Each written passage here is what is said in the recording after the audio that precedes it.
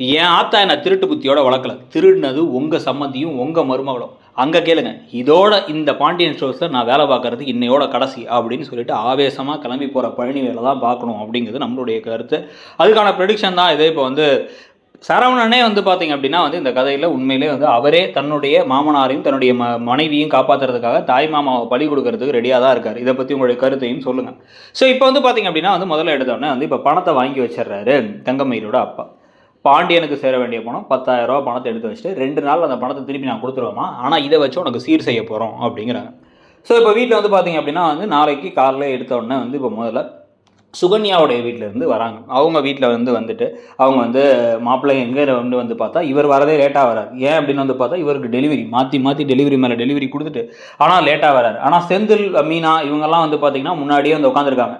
ஆனால் வந்து இவர் மட்டும் லேட்டாக வர்றதுக்கு சுகன்யாவுக்கு அவ்வளோ கடுப்பாக இருக்குது. சே, என்ன மனுஷன் இருந்தாலும் நம்ம வீட்டிலேருந்து வராங்கன்னு தெரியும், இப்பயும் டெலிவரின்றாரு. அதே மாதிரி அவர் மச்சானுக்கும் கொஞ்சமாச்சும் அறிவு வேணாமா? அந்த ஆளாச்சும் வந்து இவரை சீக்கிரம் அனுப்பி வைக்கிறது இல்லை. சரி, வீட்டிலேருந்து வராங்க சீருங்கிறது கூட கொஞ்சம் கூட இல்லாமல் இப்போ தான் வந்து டெலிவரி கொடுக்குறேன், அதை பண்ணுறேன் இதை பண்ணுறேன்னு பண்ணிகிட்டு இருக்காங்க அப்படின்னு வந்து எரிச்சப்பட்டுக்கிட்டு இருக்காங்க. எப்படியோ பழனிவேல் கொடுன்னு ஓடி வந்து இப்போ வந்து அவங்க தன்னுடைய மாமனார் மாமியார்ட்டேருந்து வந்து சீரெல்லாம் வாங்கிக்கிறார். சீரை வாங்கினதுக்கப்புறமா தான் அவருக்கு வந்து கண் கலங்குற மாதிரி இந்த பக்கம் கோமதியும் ராஜியும் நிற்கிறத பார்த்து ரொம்ப வருத்தமாக இருக்குது. ஏன் அப்படின்னு வந்து பார்த்தீங்கன்னா இவர் கொடுத்துட்டு போனதுக்கப்புறமா, அதாவது சுகன்யா வீட்டிலேருந்து வந்து கொடுத்துட்டு போனதுக்கப்புறமா உடனே தங்கமயிலோட அம்மாவும் அப்பாவும் வராங்க.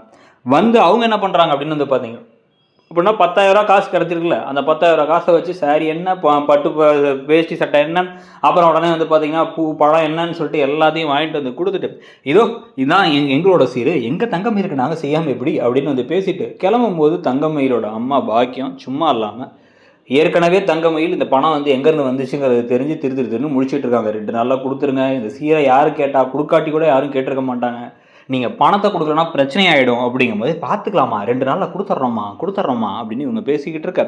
இப்போ ஆனால் பாக்கியம் கிளம்பும் போது என்ன பண்ணுறாங்கன்னா வந்து ராஜியை பார்த்து, ராஜி அப்புறம் நல்லா இருக்கியா, மீனா என்னம்மா உங்கள் வீட்டிலேருந்து கொடுத்தாங்களா, சீர் கொடுத்தாங்களா, அப்புறம் இந்த பக்கம் சுகன்யா உனக்கு உங்கள் வீட்டிலேருந்து சீர் கொடுத்தாங்களா, என்ன பாவம் இந்த ராஜிக்கு தான் யாரும் சீர் கொடுத்துருக்க மாட்டாங்க, பாவம் எந்த ஏற்ற விட்டா சண்டை, வீடு இருந்து என்ன பிரயோஜனம், பக்கத்துலேயே இருந்து சீர் கொடுக்கணும்னு மனசு இல்லை பாருங்கள், அவ்வளோ பணம் இருக்குது, அவ்வளோ பெரிய வீடு இருக்குது, ஊர்லேயே பெரிய கை, ஆனால் பணம் ஒன்றும் கொடுக்கல அப்படின்னு சொல்லி நக்கலாக பேசிட்டு போக ராஜிக்கு கட்டணம்லாம் கலங்கிடுது. ஆனால் இதை பற்றி தங்கமயிலுக்கு பெருசாக கவலை இல்லை, ஏன்னா தங்கமயிலுக்கு தாங்கவலையே பெருங்கவலையாக இருக்குது. ஆனால் மற்றவங்கெல்லாம் தான் தங்கமயில ராஜியை சரி பண்ணலான்னு போக கோமதியுமே கண் கலங்கி அவங்களுமே அழுதுறாங்க. சே, நம்ம வந்து ஒரு பெரிய தப்பு பண்ணிட்டோம் அப்படிங்கிற மாதிரி வந்து அவங்களுக்கு மனசில் அப்பப்போ தோணலை, நம்ம அண்ணனுங்களை எல்லாத்தையும் வந்து இது பண்ணிவிட்டு நம்ம ஓடி வந்து கல்யாணம் பண்ணிட்டோன்ட்டு அப்படின்னு தோணினாலும், சே 30 வருஷம் ஆயிடுச்சு, சரி விடுங்க, நம்ம எடுத்த முடிவு சரிதான், இவர் நல்லவர் தானே அப்படின்னு பாண்டியனை பற்றி யோசிச்சுட்டு இருக்கார். இவங்க வருத்தப்படுறாங்க அப்படிங்கிறத தெரிஞ்ச உடனே இப்போ பணத்தை ஏற்பாடு பண்ணி பழனிவேல் என்ன பண்ணுறாரு அப்படின்னா அவர் சீரை கொண்டு வந்து கொடுக்குறாரு. இதை பாண்டியனே எதிர்பார்க்கல, ஷாக் ஆயிடுறாரு. என்னடா இவனுக்கு நம்ம வந்து சம்பளம்லாம் கொடுக்கலேன்னு வந்து பார்த்தா இவர் வந்து அசத்திடுறாரு. அப்படியே எல்லாத்துக்கும் ட்ரெஸ் எடுத்து கொடுத்து, ராஜிக்கு ட்ரெஸ்ஸு, கதிருக்கு ட்ரெஸ்ஸு, இந்த பக்கம் வந்து பார்த்தீங்க அப்படின்னா வந்து இவங்க 2 பேத்துக்குமே ட்ரெஸ்ஸு, கோமதிக்கும் பாண்டியனுக்கும் ப்ளஸ் வந்து பூ பழம்லாம் வச்சு கொடுத்ததுக்கப்புறமா வந்து ரொம்ப சந்தோஷமாயிடுறாங்க. கோமதி கட்டி பிடிச்சி தான் தம்பிக்கிட்ட வந்து எனக்கு உண்மையிலே வந்து நான் அந்த வீட்டை வந்து விட்டு ஓடி வந்துட்டேன், நான் தனியாக இருக்கேன் அப்படின்னு ஒரு செகண்டு கூட எனக்கு தோணாமல் இருந்ததுக்கான காரணம் நீ மட்டும்தான்டா. நான் அதை பற்றி நினச்சி கவலைப்பட்டால் கூட உடனே வந்து என் மனசு சரியாயிடும், ஏன்னா வந்து எப்படி இருந்தாலும் என் தம்பி என் கூட இருக்கான்ட்டு. அந்த அளவுக்கு நீ என் மேலே பாசம் வைக்கிற அளவுக்கு நீ நினச்சானா இந்நேரம் அங்கே கிளம்பி போனால் அங்கே ராஜா மாதிரி இருக்கலாம். ஆனால் அதை விட்டுட்டு இங்கே நீ கஷ்டப்படுறதும், மொட்டை மாடியில் தூங்குறதும், அதுக்கப்புறம் டெலிவரி கொடுக்குறதும் செய்கிறதெல்லாம் என் மேலே நீ வச்சிருக்க பாசம் தான். இந்த மாதிரி ஒரு தம்பி கிடைக்க நான் கொடுத்து வச்சிருக்கணும் நான் அப்படின்னு சொல்லி இவங்க வந்து கோமதி அப்படியே கண்ணெல்லாம் கலங்கிக்கிட்டு இருக்காங்க. ஆனால் இந்த சமயத்தில் தான் வந்து பார்த்தீங்க அப்படின்னா பாண்டியன் அடுத்த நாளே கடைக்கு போய் கடையில் வந்து பணத்தெல்லாம் எண்ணி பார்க்க பணத்தில் 10,000 ரூபா வந்து கம்மியாக இருக்குது. ஏன் அப்படின்னு வந்து இப்போ வந்து அவருக்கு ஒன்றும் புரியல. 10,000 ரூபா எப்படி கம்மியாகும், 1000 ரூபா கம்மியாகும் சரி அப்படிங்கும் போது டக்குன்னு அரசி என்ன பண்ணுறாங்க, அந்த கணக்கு நோட்லாம் எழுதி வச்சு, அப்போ நீங்கள் இந்த இவர் வரவு கொடுத்துருக்காரு 10,000 ரூபான்னு சொல்லி எழுதியிருக்கீங்க, ஆனால் அந்த 10,000 ரூபா தான் குறைஞ்சிருக்கா, ஏன்னா முந்தானத்து தான் 10,000 ரூபா கொடுத்துருக்காதா அவர் எழுதியிருக்கீங்க அப்படின்னு சொல்ல பாண்டியன் ஒன்று, ஆமாம் அவர் கொடுத்ததான் என்கிட்ட கால் பண்ணி வேறு சொன்னார், கடையில் வந்து கொடுத்துட்டு போயிட்டேனாரு அப்படின்ட்டு. டேய் பழனி, கடையில் வந்து ஒரு பணம் கொடுத்தாரா அப்படின்னா எனக்கு தெரில மச்சான் அப்படின்னு வந்து பேச உடனே வந்து இப்போ இந்த பக்கம் திரும்பி தங்கமயில் கிட்ட வந்து கேட்கலாம் அப்படின்னு முதல்ல கேட்கலான்னு முடிவு பண்ணுறாங்க. தங்கமயில் என்ன பண்ணுறாங்க அப்படின்னா வந்து ஆமாம்மா அவர் வந்து ஒருத்தர் வந்து பணம் கொடுத்தாரு, சித்தப்பாடு தான் கொடுத்து போனார் அப்படின்னு சொன்னதுக்கப்புறமா இப்போ டக்குன்னு பழனிவேல் பக்கம் திரும்பி பாண்டியன் என்னடா சொல்கிறாங்க, நீ தான் பணம் இப்போ வாங்கினியா, பணத்தை வாங்கினது எங்கடா அப்படின்னு கேட்க, நான் எந்த பணத்தையும் வாங்கல மச்சான் அப்படின்னா, நேற்று அப்போ அந்த சீர் செஞ்ச பணம் என் பணம் தானா, என் பணத்தை எடுத்து எனக்கே நாமம் போட்டுட்ருக்கியா அப்படின்னு கேட்க, ஐயோ இல்லை மச்சான் தேவையில்லாத பேசாதீங்க மச்சான், நான் அந்த மாதிரிலாம் பண்ண மாட்டேன் மச்சான், இந்த பணத்துக்கு நான் வேறு ஏற்பாடு பண்ண மச்சாங்கிறாரு. இவர் வந்து ஒன்று நகையை வச்சிருக்கணும், இல்லைனா வந்து தன்னுடைய அண்ணன்கள்கிட்ட கொஞ்சம் பணம் வேணும் அப்படின்னு கேட்டு வாங்கியிருக்கணும், இல்லை அவங்க ஆத்தாட்ட பணம் வாங்கியிருக்கணும், அதை தான் அவர் செஞ்சுருக்கலாம். இது ரெண்டும் இல்லை அப்படின்னா கதிர்கிட்ட பணம் வாங்கியிருக்கணும்.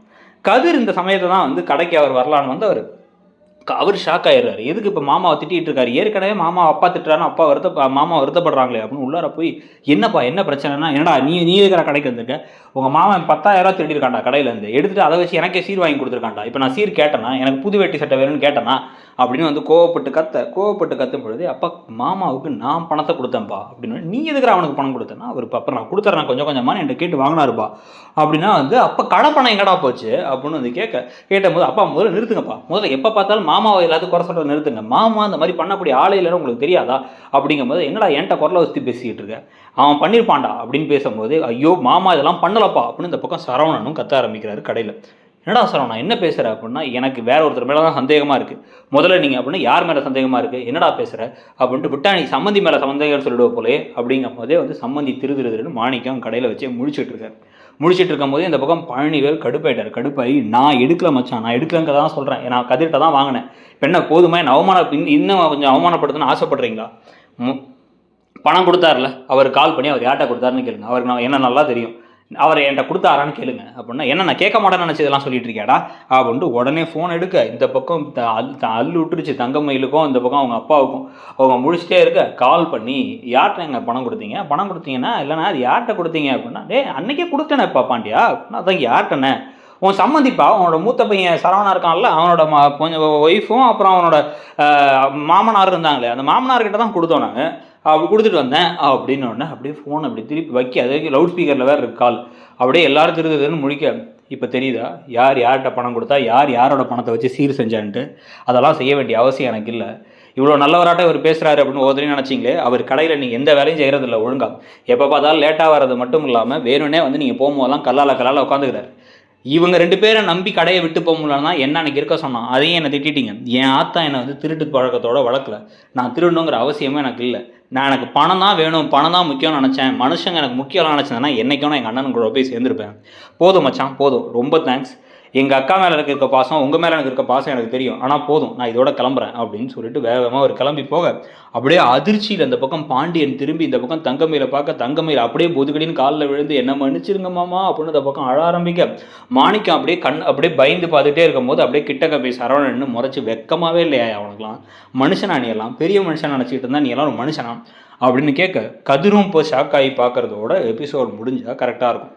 ஆனால் இந்த விஷயத்தை ரொம்ப இழுக்காமல், ஏன்னா இப்போவே எல்லாரும் சரவணன் ஏன் வாய முடிட்டு இருக்காருன்னு கேட்க ஆரம்பிக்கிறாங்க, அதனால் அதை இழுக்காமல் கரெக்டாக முடிச்சா கரெக்டாக இருக்கும். உங்களுக்கு என்ன தோணுது அப்படிங்கிறதையும் இந்த ப்ரொடிக்ஷனை பற்றியும் சொல்லிட்டு, இந்த இடம்பொருள் சேனல், இடம்பொருள்னா நம்ம 2 சேனலையும் சப்ஸ்கிரைப் பண்ணிக்கோங்க. தேங்க்யூ.